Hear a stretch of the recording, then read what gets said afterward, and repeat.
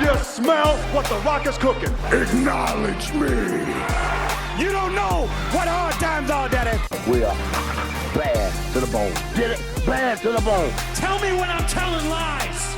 I'll fight anybody. Who do you want? Just let me fight him. Let me tell you something, Jim Ross. Bigger power, yeah. We got it for you.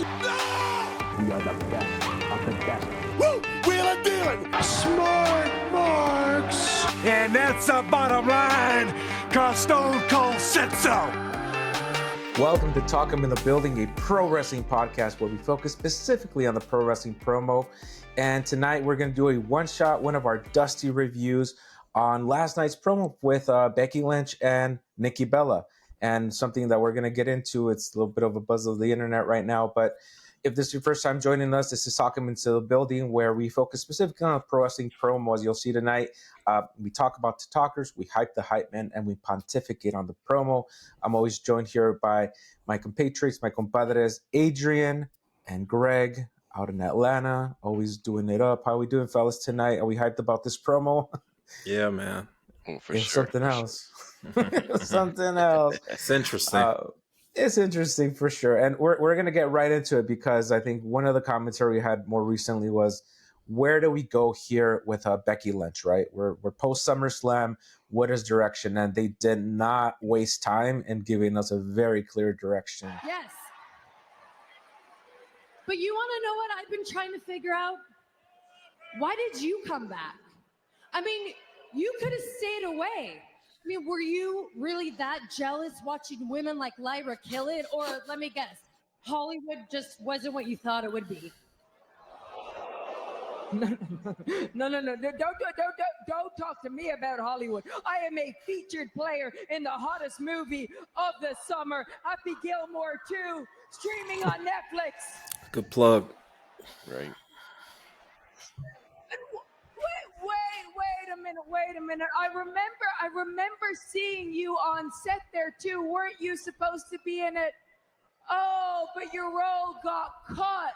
I wonder why that was. It's because my reach extends far beyond these ropes. I got you cut. Because there's only room in that movie for one of us, and it wasn't going to be you. You know what, Becky? Listen up. I am so sick of this. I'm not buying this. The blah, blah, blah, blah, blah. No, I'm not buying it. You are a liar just like your husband. But you want to know the difference? Yeah. But you know what the big difference is? We all bought Seth's lies. No one buys your BS. No one. Because you know what, Becky? I see right through you. You are that same insecure, little scared girl that came into this division. Okay. Do not talk about me and my hot husband. Me and my hot husband are the greatest wrestling couple of all time.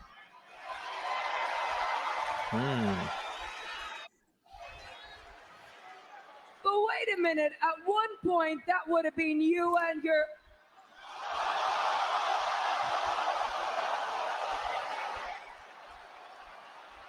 Oh wait, you can't see him anymore.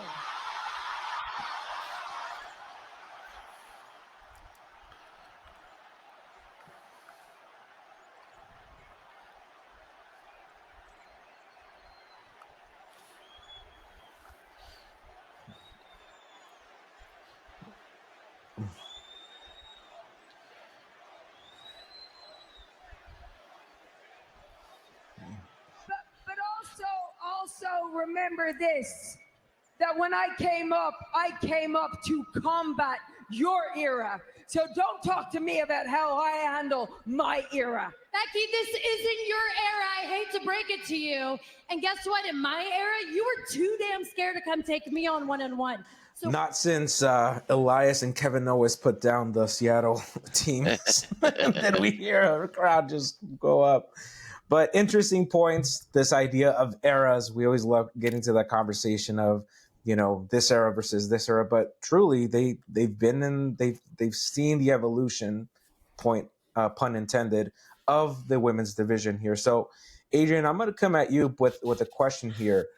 Do you think that through this promo they elevate each other and prove that they, as stalwarts of the previous era, are worthy of elevating this next era? Because we do have a returning Nikki Bella who has a lot to prove realistically. Definitely. It's an opportunity for both of them to come out the winning end, no matter win, lose, or draw of this feud per se. Because, like you said, Nikki has a lot to prove. Um, I think she's underappreciated. I think what the Bellas did during that era is greatly underappreciated by a lot of us wrestling fans. Because all we do is chalk it up to this was during the Divas era, and all they were doing was total divas, and it was a lot of that talk. But they did put in the work, and they did earn that opportunity to be featured on television, and they made the best of it. You know, her and her sister Brie.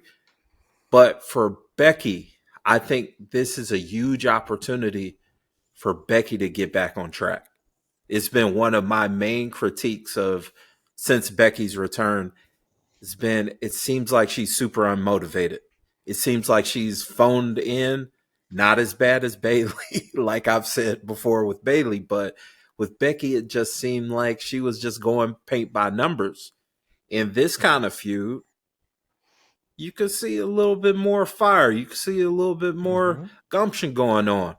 Sometimes low hanging fruit is a good thing. You know, that was low hanging fruit, and Becky went for it, and the crowd ate it up. And because of that, that's the reason why people were going crazy online about it. That's the reason why we're talking about it now. So, kudos to them for that. I will say before I go, Nikki cannot pronounce a new performer's name for anything. She brutalizes the new women's roster. Like Stephanie's got her name just brutalized by this woman, and now it's Lyra. So I'm wondering who's next on the list of botched names from Nikki Bella. It's like shades of a JR going to New Japan right at the beginning. Man, right. Yeah, and to your point, I think there is some value there that it almost seems like to me Nikki is almost is coming by for a cup of coffee. It feels like I don't think there's someone that would, but Becky is going to be still that mainstay, and you know even within the promo it says you're coming back. You're coming. You came back. Why did you come back? You didn't have to come back, Greg. And we, I'm going to come to you because sometimes we talk about Becky and how we don't fully buy into past that evolution of becoming the man. And my one example I can give on what comparison is sometimes we talk about a Kenny Omega, how he's this great in the ring talent, but sometimes leans into the silly a little too much, and it's it takes away. Is this a new reformation of Becky Lynch, someone that can still be quirky but be that powerful head of the division? What did you take away from this promo? I mean, I think this is the first time she's been. That was the man talking. I mean, let's call it It's what the it was, right? closest, It's yeah, not big time closest damn Bex or thing. whatever. It's not the whatever she's been playing, and that's what I feel like she has been. She's been playing something. Yeah. Whereas when she was the man, you didn't feel like she was playing. You feel like that was her, and she had a chip on her shoulder, and all of that. And then I think it's been a huge miss. This whole return has been a huge miss. She kind of came back. She just, I don't think it's that she's not motivated per se, but she has a baby. And I think it's just distraction. And it's a different world. I mean, you think about it, she came back, the baby was on the road, but apparently the baby's not on the road now. So there's a whole bunch of other stuff that goes along with that, I'm sure.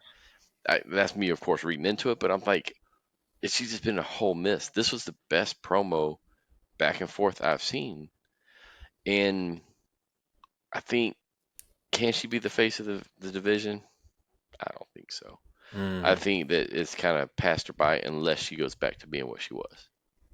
But I think if she does go back to being what she was, has she already lost the fans?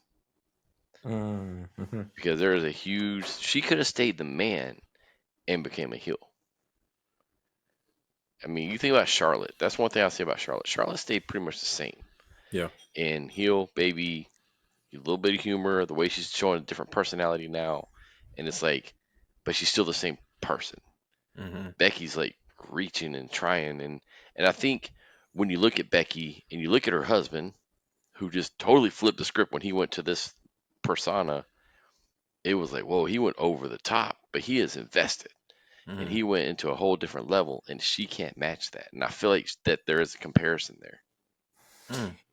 And you wonder how much of it is, like you said, it's by design, because there's a clear outline of these outlandish characters down to the clothes. If you follow them on Instagram, they have the same designers designing their costumes for their entrances, right? Mm-hmm. So there is a plan in place, and then there's some coordination. But you're right, it almost feels like it's a performance. I mean, everything's a performance, of course, but there has to be some truth behind that performance. And this feels like, yeah, it's like Becky maybe going to Happy Gilmore and playing a character, rather Mm. than Becky Lynch or Rebecca Quinn being an extension of a Becky Lynch. Mm-hmm. I thought it was fine. I thought, it's always great to get the crowd behind you. It was such a great reaction.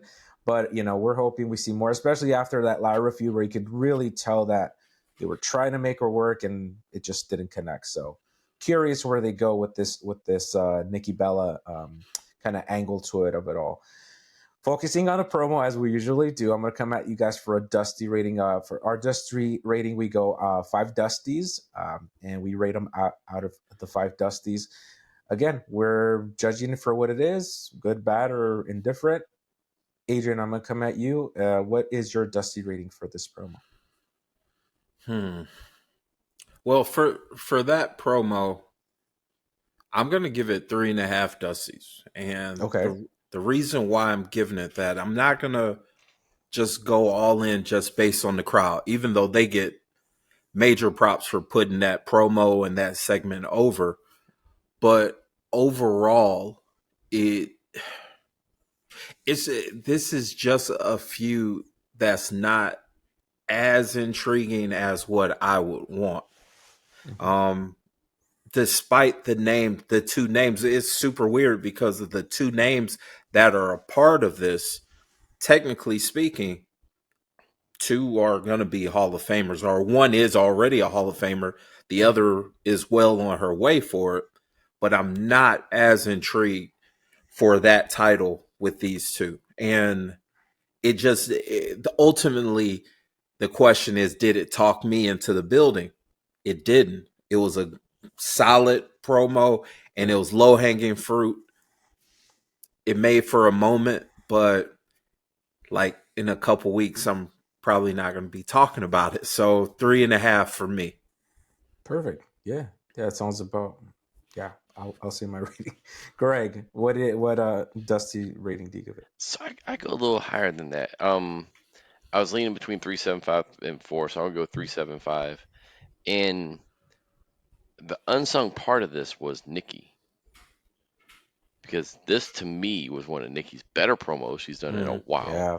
Mm-hmm. It felt real. It didn't feel overly scripted. You think about where the Bellas were at the time, not their fault. WWE was different, Right. heavily scripted. Now I think that they're giving a little bit more leeway, and I felt that yesterday. And she was speaking truth. There were some things she was saying about, you think about Becky when she first came up, doing her little dancing or whatever, that The river steampunk. dance and stuff like that. Yeah. And then, all those types of little things. And she's talked about how shy she was and all that. So there's the realness. But the really unsung part about that whole promo is not what Becky said, is how Nikki handled it. Mm. And I'm sure they knew it was coming. Mm-hmm. But contrast that to how Charlotte handled what happened with Tiffany. That's a great point. Yeah. And she didn't snap back. She allowed it to marinate. She allowed the crowd to go crazy, and she gave it to her. She's like, okay. Now, and then she kind of came back, and I was like, that to me shows the professionalism and the level that Nikki is at. Even though it's not even say a part timer, like just here. like a cameo, and I was like, wow. And it did make me. It makes me. Did it talk me totally into the building? Not yet, but I'm intrigued, and I'm much more intrigued about this than Becky's previous feud. I think it's a fair, and I'm gonna add on to that point that you said about her not being rattled. I think there's also a level of maturity there that in the past, I always go back to that AJ Lee promo, right? That scorched earth, goes off on the Bella. Really, it's directed at the Bellas for the most part. This is like over a decade ago, right? And the Bellas are livid. They are not in character anymore. They are yelling at AJ Lee because they do not agree with whatever assessment she has of them. Fast forward to today, right? She even goes to the crowd after the Cena line, says like, yeah, lets it breathe, comes back to the promo. Again, things that maybe we take for granted because let's be real, there's so many great like just people on the mic nowadays, people that grew up watching this and they're just not going to be naturals at it. She's has to grow at it, and I'll give her credit for it. So to your end, I will give it a 3.5 Dusties as of now. Because it's not going to talk me into the buying the ticket, but it might talk me into catching their next segment just out of curiosity and see like, okay, where this goes, because I can't think of the last time that at least Becky had a feud with anybody that was kind of that era or like, a throwback. So that hasn't been around in a while. So I'm curious what they can make of it. And then the rumors going that Brie might be back in the mix at some point. So there might be something more there than we're being led onto. So always room for surprises. And the thing about it, let's be honest, this IC title has meant nothing. Oh yeah. And they've done a pretty bad job. This feud could elevate it. I do believe that it puts a star people power underestimate. To it. Yeah. I'll be honest, man. I know a lot of people are going to be talking about this promo, and hell, we're talking about it right now. But just this past evening on NXT, they had a promo that was better with two ladies, in my opinion. Did you? I don't know if y'all saw it. The Lash legend Nia Jax. Nia Jax, really? Okay. Dude. Okay. Like that's 4.5 Dusties. Like no BS. Like it is 4.5 because it was authentic. It was post match, and Nia was in her element, and Lash came out, did her quick little chirping, and they got to it, and you could tell the energy in that crowd, like it really increased, which is the point of these promos. It's really one of those things where after something happens, that should be driving the crowd to get even more excited throughout the show. And that's what that segment or post-match angle meant for that overall show. So I know we're talking about Becky and Nikki, but I gotta say shout out to Nia and shout out to Lash because they did their thing for a quick. It was like a quick minute and a half, and it went throughout the show. So hell of a job. I'm definitely gonna be seeking out a big Lash guy. So yeah, man, she's the next true superstar there. Yeah, that's great, and it's good to have these conversations because again, look, we're talking about these established, performers, Hall of Famers, you said, but as it is, things change, and it's always, the cream will rise to the top, and in this case, who knows, in a year or two or less, you're going to see a Lash legend. You're going to see maybe a more empowered Nia Jax on the mic coming back. And maybe those NXT trips are the ones that everybody needs every once in a while. So we'll see what comes of it. Keeps it fresh. So that's our Dusty Review for tonight. If you want to check our back catalog, go to intothebuilding.com. We have more extended conversations on promos, on themes, on topics. So check us out. We've been at this for, about over a year. We have several episodes and short form episodes. So check out the back catalog. If you like, comment, subscribe. And this is Talking Into the Building. Until next time, see you. You don't know what hard times are.